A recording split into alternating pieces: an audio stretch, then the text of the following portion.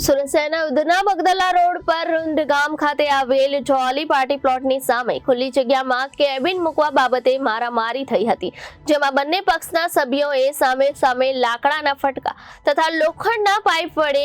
અને છૂટા પથ્થરમારો કરી એકબીજા પર હુમલો કરતા બંને પક્ષે અલગ અલગ વ્યક્તિઓને ઈજા પહોંચી હતી। સમગ્ર બનાવને પગલે પોલીસે બંને પક્ષની સામે ફરિયાદ લઈ કુલ 14 લોકો સામે રાયોટિંગનો ગુનો નોંધી કાયદેસરની કાર્યવાહી હાથ ધરી છે અને આજે પોલીસે ઘટનાનું રિકન્સ્ટ્રક્શન પણ કર્યું હતું। બનાવની વિગત એવી છે કે મમરોલી રોડ પર આવેલ મિલન પોઈન્ટ પાસે શ્રી જય અંબે સોસાયટીમાં રહેતા અભય અમિત સિંઘે ગતરોજ ઉમરા પોલીસ મથકમાં અબ્દુલ સિંધી, આદમ સિંધી, મોહમ્મદ સફી સિંધી, અબ્દુલ્લા સિંધી, રશીદ સિંધી, અબ્દુલ મજીદ સિંધી, અબ્દુલ રજાક સિંધી અને જબ્બાર સિંધી સામે પોલીસ ફરિયાદ નોંધાવી છે, જેમાં તેઓએ જણાવ્યું હતું કે ગત તારીખ 29/1/2025 રોજ બપોરે 12 વાગ્યાના અરસામાં તેઓ અને તેના મિત્રો રૂંડ ગામે આવેલ જોલી પાર્ટી પ્લોટની સામે તેજસભાઈ પટેલની માલિકીની જગ્યામાં ફાસ્ટ ફૂડની કેબિન ચાલુ કરવાની હોવાથી તેઓએ સવારે 7 વાગ્યાના અરસામાં કેબિન મૂકી હતી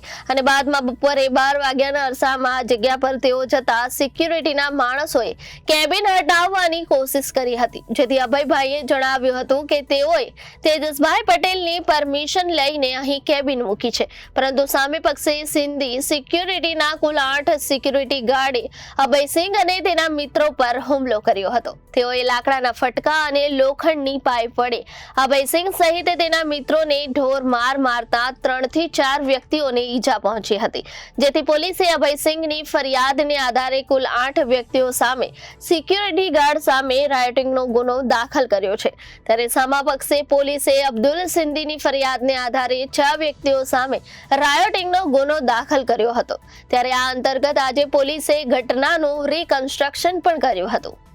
સુરત સિટીમાં ઉમરા પોલીસ સ્ટેશનની હદમાં રૂંટ ગામમાં એક ડીએમડી પાર્ટી પ્લોટ છે, જેના ઉપર હવે ધરમભાઈ પટેલની જગ્યા છે અને ધરમભાઈ પટેલના સિક્યુરિટીના માણસો, પ્રાઇવેટ સિક્યુરિટીના માણસો ત્યાં હતા અને આ દરમિયાન બપોરમાં 2 વાગ્યાની આજુબાજુ એક તેજસભાઈ પટેલ કરીને માણસ છે, એ બીજા માણસાને એવો પ્રોમિસ કર્યો કે આ જગ્યા મારી છે અને તમે અહીંયા કન્ટેનર મૂકીને ચાય પાણીનો વ્યવસાય કરી શકો। તો તે લોકો અને તેજસભાઈ બધા મળીને ત્યાં એક કન્ટેનર મૂક્યો હતો। આ કન્ટેનર મૂકવાની બાબતમાં બંને પાર્ટીઓ વચ્ચે બહેસ થઈ હતી અને પછી આપસમાં રાયોટિંગ અને મારામારી પણ થઈ હતી। તો આ વિષયમાં ફરિયાદ મળતા ઉમરા પોલીસ સ્ટેશનમાં 2 રાયોટિંગની ફરિયાદ આમને સામને દાખલ કરવામાં આવી છે અને ટોટલ 14 આરોપીઓને અટક કરવામાં આવ્યો છે અને તમામ આરોપી છે હવે ઉમરા પોલીસ સ્ટેશનની કસ્ટડીમાં છે। અરેસ્ટ, મેડિકલ અને પંચનામાની ફોર્માલિટી ચાલુ છે, એના પછી નામદાર કોર્ટના સમક્ષ રજૂ કરીને આનો પોલીસ કસ્ટડી માંગવામાં આવશે અને એવી કોઈ